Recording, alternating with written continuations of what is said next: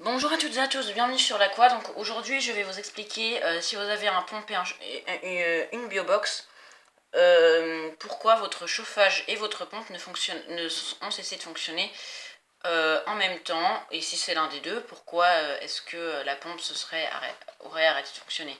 Chauffage en l'occurrence, lui tout seul, je peux vous l'expliquer aussi. Donc déjà on va commencer, donc je vais essayer de vous expliquer ça rapidement. Si vous avez une biobox et que la pompe s'est arrêtée de fonctionner, vous allez croire que le chauffage aussi, donc jusque là c'est pas compliqué, juste un petit peu de logique. La circulation de l'eau s'établit grâce à la pompe, ça veut dire que s'il n'y a plus de pompe, l'eau chaude ne pourra pas se faire évacuer de la biobox, et donc en fait il n'y aura que la biobox qui sera chauffée à la température réglée. L'aquarium bien sûr ne sera plus chauffé. C'est la décantation, c'est comme ça malheureusement. Donc c'est pour ça. Maintenant, je vais vous expliquer si vous n'avez pas de biobox, pourquoi est-ce que le chauffage s'est arrêté de fonctionner. Là, dans ce cas-là, malheureusement, il va falloir en racheter un. C'est un petit défaut présent sur certains chauffages sur certains chauffages biobox, oui, sur Tech Atlantis. Et là, dans ce cas-là, malheureusement, ça fonctionne plus très bien. Donc maintenant, bien sûr, si votre pompe biobox s'est arrêtée de fonctionner, c'est tout simplement à cause d'un petit défaut qui est très récurrent sur les pompes biobox. Et ce défaut est totalement réparable. Pas besoin d'utiliser une garantie ou quelque chose comme ça. Donc pour ça, on va prendre la pompe. Est-ce que vous la voyez? Parce que j'ai pas trop l'impression en fait que vous la voyez. Si vous la voyez. Donc on va la prendre dans l'autre sens. Là par contre, vous voyez pas du tout. Là en fait, je crois que vous voyez, c'est là où il y a le grillage pour réguler la pression. Donc on va ouvrir cette partie-là.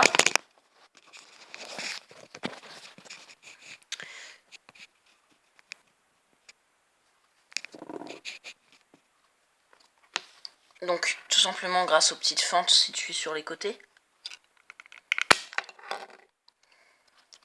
Voilà. Et en fait, le problème va se situer au niveau du rotor. Voilà la pompe dans son état normal. Donc le rotor se détache normalement, pour ça il n'y a aucun souci. Et l'arbre est bien solide et bien collé à la pompe. Il en fait partie. Justement, c'est piégeur, parce que dans la plupart des filtres en aquarium, l'arbre fait partie du rotor. Il s'y adapte. Et c'est quand vous enlevez le rotor, il vient aussi. Bah là, l'arbre est solidaire de la pompe. Sauf que, du coup, évidemment, il va pas pouvoir tourner s'il est solidaire du rotor. Donc c'est pour ça que sur certaines pompes, il y a un défaut. Enfin, sur la plupart des pompes, il y a un petit défaut. Il suffit qu'il y ait un petit escargot qui vienne dans le filtre, ce qui est très possible. Si vous avez des escargots, souvent les larves, en fait, l'arbre va se détacher de la pompe à laquelle il est solidaire. Donc, voilà. Ouais. Je vais faire pause. Voilà, donc parfois, si vous avez, comme je vous ai dit, un petit escargot qui va venir s'infiltrer, ça va suffire, justement à cause de ce petit défaut, à détacher l'arbre de cet endroit-là. Ça veut dire que vous allez tirer le rotor avec l'arbre. Et dans ce cas-là, bien sûr, le rotor va plus tourner correctement, parce que l'arbre n'est pas fait pour tourner s'il n'est pas solidaire de la pompe. Donc, comment pallier? Il va tout simplement falloir reclipser le rotor avec son arbre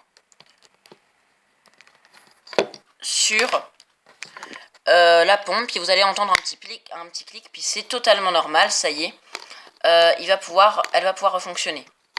Après, dans d'autres circonstances, bien sûr, c'est tout simplement quelque chose qui bloque la pompe et ça va arrêter de fonctionner, ou bien un trou dans les tuyaux, ou alors tout simplement un bouchon au niveau du rotor, ça je l'ai dit, ou alors dans les tuyaux, ce qui va pouvoir arrêter la pompe ou bien ralentir le débit.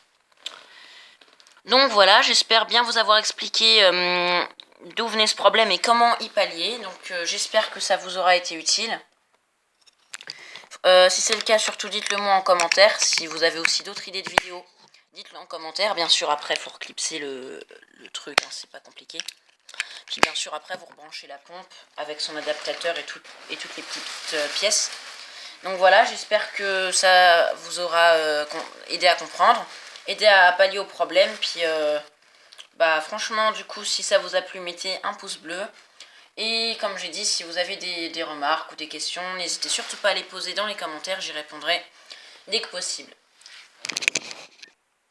Donc voilà, c'est la fin de cette vidéo. Donc si vous avez un petit peu de temps, je vous invite à cliquer sur les propositions de vidéos qui s'affichent. Ce sont des liens cliquables sur ordinateur ou sur mobile. Et si vous aimez bien ma chaîne, surtout n'hésitez pas à vous abonner. Pour ça, il suffit de cliquer sur mon logo. Donc le coquillage avec tous les poissons. Si vous voulez rendre une petite visite à la chaîne des aquariums de Lucas, donc c'est mon collaborateur sur YouTube, cliquez sur le logo juste à la droite, donc c'est la chaîne des aquariums de Lucas, c'est un Aspitogramma agassizi dans un aquarium, donc voilà. Il fait des très très bonnes vidéos, puis il fait jamais de vidéos semblables aux miennes, mais ça reste sur le thème de l'aquariophilie. Lui, il va faire des fiches de reproduction, des fiches d'élevage et suivi d'élevage. Et moi, tuto, trucs, présentation de produits, enfin des trucs comme ça. Voilà, donc je vous dis à très très bientôt sur ma chaîne, puis je vous remercie beaucoup d'avoir regardé cette vidéo. Salut! Sinon, j'aimerais juste faire une petite parenthèse très très très rapide. Je voulais juste vous proposer d'aller rendre visite à la chaîne de Zixo, qui est un de mes abonnés qui s'est lancé sur YouTube, qui fait des vidéos sur l'aquariophilie comme moi. Sauf que c'est pas exactement le même genre de vidéo. Lui, il va plus nous faire des vidéos directement sur ses bacs. Alors que moi, je vais faire des vidéos sur tout ce qui est tuto, fiches d'élevage et tout.